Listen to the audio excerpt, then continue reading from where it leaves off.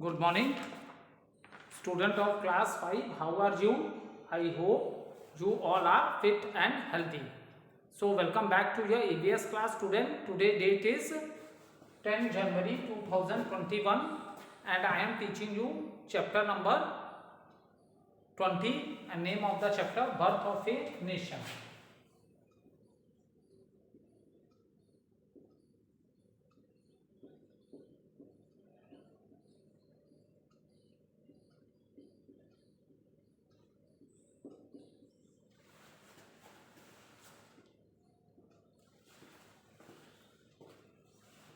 So student, let's do little recapitulation.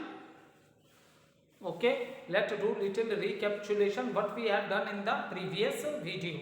So in the previous video student, we discussed the fundamental rights and duties of the citizen of India. So constitution has given us some fundamental rights. Here student, I am just doing the recapitulation what I have done in the previous video, so I will not give a full explanation in today's video. If you want to listen the full detailed video of a fundamental right, then you can watch the previous video. Today I am just doing the recapitulation what we have done in the previous video. So in the previous video we discussed the fundamental rights, that is right to equality, right to freedom, right against exploitation, right of freedom of a religion, culture and cultural and education, right to property and right to constitutional remedies. And this is the most important one, that is the right to constitutional remedies. इससे पहले जितने भी मैंने right आपके संग discuss किए बेटा, अगर आपको लगता है कि आपके कोई राइट को नहीं माना चाह रहा, आपको कोई राइट नहीं मिल रहा जो कि कॉन्स्टिट्यूशन ने आपको दिया है, तो आप इसके अगेंस्ट कोर्ट में भी जा सकते हो, ठीक है। फिर फंडामेंटल ड्यूटीज हमने डिस्कस की थी, keep the country United, follow the rules laid down by the constitution, honor our national symbols like flag, national anthem, etc., treat all Indians as equal, protect and preserve national property and environment, or cherish the heritage of India. So these things we have discussed in the previous video. Now one important thing you can underline at the time when you are watching the video. Take open your EVS book, page number 116. Did you know it is given in did you know, you underline it many times, it is asked in the examination. Our constitution is the longest written constitution in the world, ठीक है। पूरे world में जो सबसे बड़ा constitution लिखा गया है बेटा, वो है आपका हमारी कंट्री इंडिया का ही है, ठीक है। अब now after all these fundamental rights and fundamental duties we have already discussed, so in today video we will discuss form of government in India.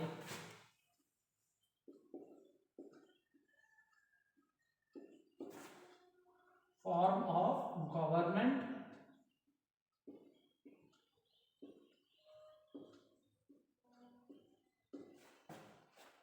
in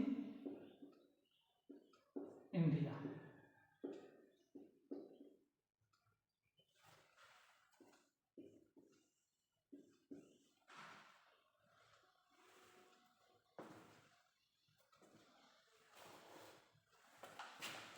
Now see, if we are talking about the present time, अगर बेटा हम present time की बात करते हैं तो our country is divided into 28 states and 8 union territories. Okay, our country is divided into 28 states and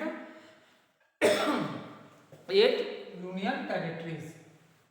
So ठीक है, प्रेजेंट टाइम में 28 स्टेट और 8 यूनियन टेरिटरीज में हमारी कंट्री क्या है बेटा, डिवाइडेड है। Okay, so now it is written form of government in India. So in India in which form the government is form, तो इंडिया में क्या बेटा, जो सेंट्रल है, capital of India is new Delhi, जो सेंट्रल है वहां एक गवर्नमेंट है, ठीक है।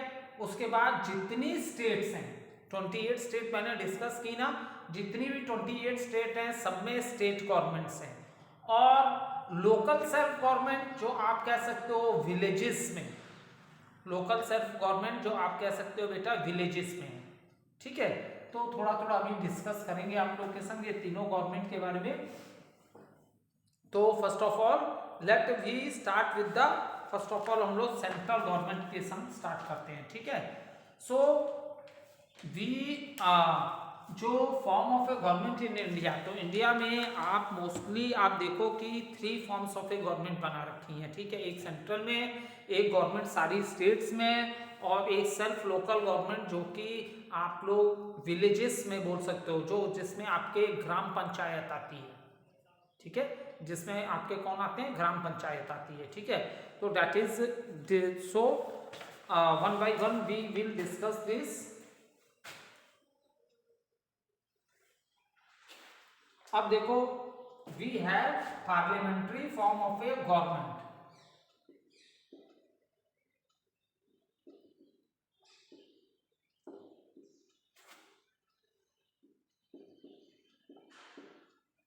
Parliamentary form of government.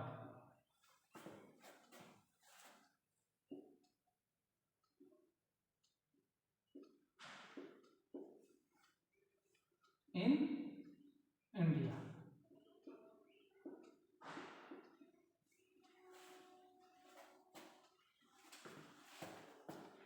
सो अब देखो यहाँ क्या parliamentary form of a government है इंडिया में। अब व्हाट आर द, अब इसमें वेयर आर, इसमें पार्लियामेंट्री फॉर्म ऑफ गवर्नमेंट में बेटा कौन कौन होते हैं, the prime minister, prime minister हो गए, along with his ministers, along with his ministers,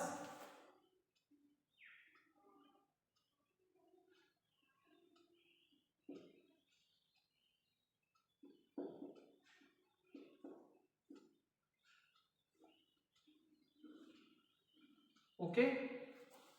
सो अब जो हमारे सेंट्रल में जो गवर्नमेंट है बेटा, उसमें जो हेड है, ठीक है, जो आपके सेंट्रल में गवर्नमेंट बनती है, तो that is the prime minister, ठीक है। अलॉन्ग विद हिज मिनिस्टर्स के संग वो क्या करते हैं, कंट्री को रूल करते हैं, रूल्स द कंट्री, ठीक है। जो सेंट्रल में जो गवर्नमेंट होती है बेटा, उसमें से जो सेंट्रल गवर्नमेंट के जो हेड होंगे वो उस वाले के that is the prime minister, और प्राइम मिनिस्टर के संग बहुत से दूसरे मिनिस्टर्स भी होते हैं जो रूल करते हैं, ठीक है, heads and rule the country, it is clear. And all over head of the country, पूरी कंट्री का अगर हेड की बात करें, ओके, तो that is the president, that is not prime minister, that is the president, okay, the president,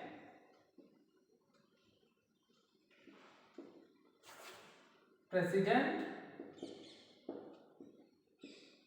जो हो गए is the, president is the head, of the, overall head of the country कौन होते हैं, प्रेसिडेंट, ठीक है।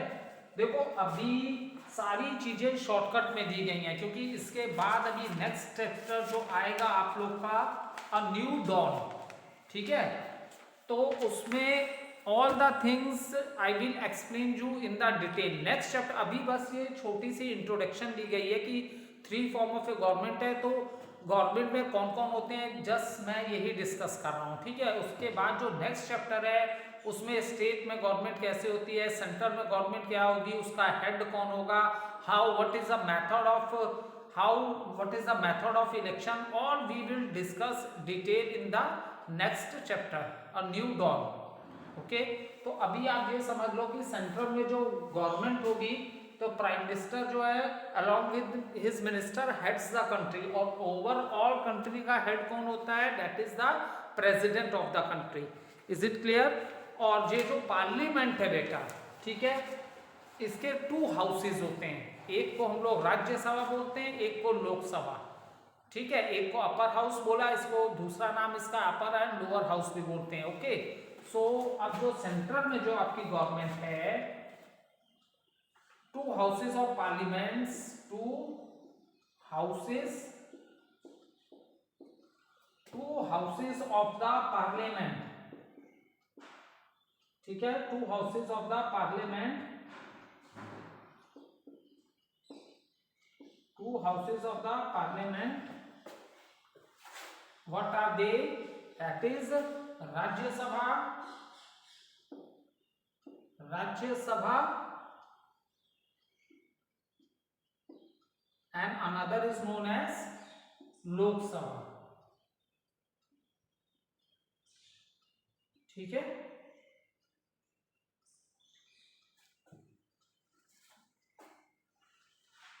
ठीक है, अब वो ये जो दो हाउसेस है parliamentary, to houses of parliament, Rajya Sabha and Lok Sabha, ठीक है।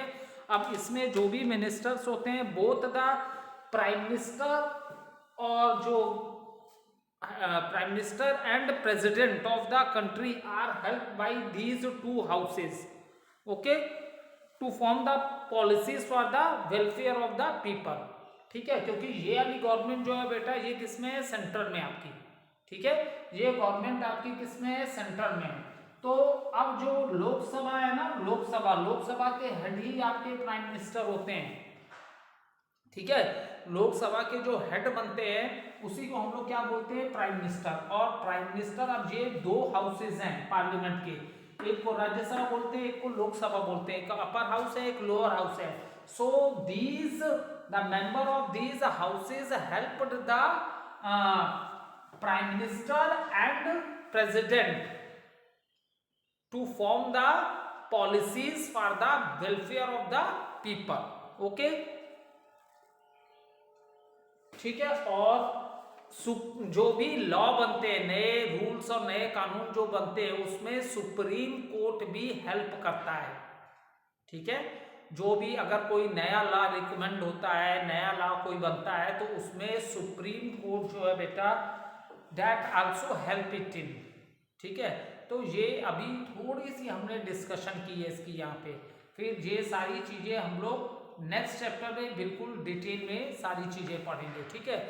बस आप अभी थोड़ा सा इतना समझ लो कि पार्लियामेंट फॉर्म ऑफ गवर्नमेंट है, कैसी फॉर्म ऑफ गवर्नमेंट है इंडिया में? Parliamentary form of a government है, ठीक है। इसके दो हाउसेस है, one is known as Rajya Sabha, another is known as Lok Sabha, ठीक है। तो राज्यसभा और लोकसभा के जो मेंबर्स हैं, they help the prime minister and they help the president to form the policies for the welfare of the peoples, okay. और union government जो है, ये ही लॉ मेकिंग गवर्नमेंट है for the whole country, and they also take the help of the supreme court also, ठीक है। ये हो गया सेंट्रल का।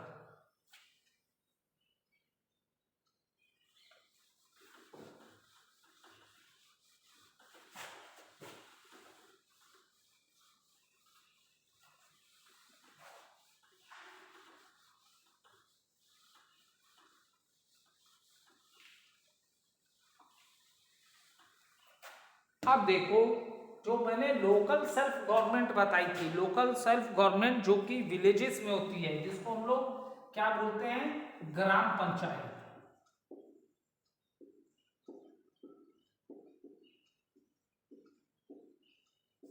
ठीक है। इसको हम क्या बोलते हैं? Gram panchayat, okay. So for the welfare of the people of the villages there is a ग्राम पंचायत, ठीक है। तो विलेजेस में जो लोग विलेजेस में रहते हैं, तो उनके वेलफेयर के लिए कौन वर्कआउट करता है? देखो, उनके और एवरी स्टेट्स हैव विलेजेस, जो मैंने पहले भी एक दिन डिस्कस किया था, सारी स्टेट में विलेजेस भी होते हैं, टाउन्स भी होते हैं, सिटीज भी हैं और बिग सिटीज भी हैं, ठीक है। सो ये जो सबसे थर्ड लेवल वाला जो मैंने गवर्नमेंट बताई थी, जो सेल्फ लोकल गवर्नमेंट, जिसको विलेजेस में इसे क्या बोलते हैं? ग्राम पंचायत होता है, ठीक है। सो इन ग्राम पंचायत, क्लास 4 में भी बताया था, 7 to 17 मेंबर्स हो सकते हैं। अगर क्वेश्चन आता है कि ग्राम पंचायत में मिनिमम और मैक्सिमम कितने मेंबर्स होने चाहिए, तो ग्राम पंचायत में बेटा मिनिमम 7 और मैक्सिमम 17 मेंबर्स होते हैं। Okay, and the members are from the same villages, और वो उसी विलेज के होते हैं, तभी तो वो उस विलेज की प्रॉब्लम्स को समझेंगे। ठीक है, तो and the method of their election and the method how, so and how the members are elected, so these members are from the same villages. जो ग्राम पंचायत जो होते हैं इसके मेंबर्स कहाँ के होने चाहिए, विलेज के ही मेंबर होते हैं। ठीक है, method is the election method, और any person whose age is 18 or above 18, that person can give the vote in at the time of a election of a ग्राम पंचायत। ठीक है, जब ग्राम पंचायत के मेंबर्स का इलेक्शन होता है बेटा, तो जो ग्राम पंचायत जो उस विलेज के जो लोग होते हैं, उसी विलेज के, दूसरे विलेज के लोग नहीं आते हैं, same village people, they give the votes. Okay, and what is the criteria for giving the vote, criteria is 18 और above 18, 18 होना चाहिए या तो above 18, so any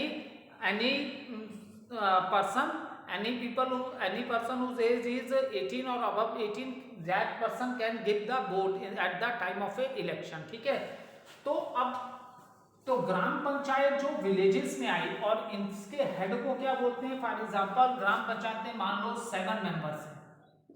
ठीक है, तो 7 मेंबर्स हैं, तो 1 member will become the head. ठीक है, 7 मेंबर हैं तो उसमें से कोई एक मेंबर इन 7 मेंबर्स का हेड होगा, and that head is known as pradhan. That head is known as pradhan. So what is the role, now we will discuss what is the role of this gram panchayat. So gram panchayat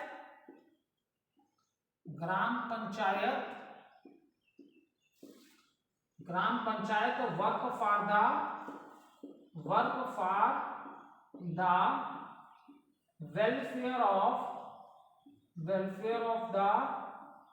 welfare of the people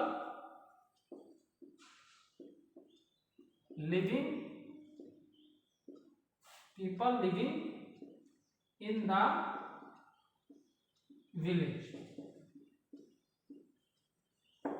ठीक है, अब what is the role of this gram panchayat, इस ग्राम पंचायत का क्या role है, इसके head को क्या बोलते हैं, प्रधान बोलते हैं। What is the role, gram panchayat work for the welfare of the people living in the village. Now question arises in which what type of welfare they do, so this is the function of a gram panchayat, they make a arrangement of a clean drinking water। ठीक है, लोगों को clean drinking water मिले, इसके लिए वो हैंडपंप्स भी लगवाते हैं विलेजेस में, वेल्स कुएं भी खुदवाते हैं, हैंडपंप्स भी लगाते हैं। उन्हें ये भी देखना है कि विलेज की सराउंडिंग्स क्या है, नीट और क्लीन हो, कहीं स्टेगनेंट वाटर ना हो, कहीं कूड़े का ढेर ना हो, गार्बेज का, क्योंकि ऐसी कंडीशन होगी सराउंडिंग्स में अगर स्टेगनेंट वाटर है तो बहुत से, because these is a breeding place, stagnant water is the breeding place of the mosquito, और बहुत ज़्यादा मच्छर होंगे तो डेंगू, टाइफाइड जैसी बीमारियां फैलेंगी। ठीक है, garbage, proper disposal of the garbage होना चाहिए। अगर सराउंडिंग्स में गार्बेज पड़ा हुआ है तो इससे बहुत सी बीमारियां फैलेंगी। ठीक है, इससे बहुत सी बीमारियां फैलेंगी। ठीक है, तो लोगों के लिए क्लीन ड्रिंकिंग वाटर, ये किसका फंक्शन है, ग्राम पंचायत का, arrangement of clean drinking water. Okay, for this purpose they dig the wells also, और हैंडपंप्स भी लगाए जाते हैं विलेजेस में। ठीक है, गुड इलेक्ट्रिकल फैसिलिटी, ठीक है, इलेक्ट्रिसिटी की अच्छी फैसिलिटी होनी चाहिए, ड्रेनेज फैसिलिटी होनी चाहिए।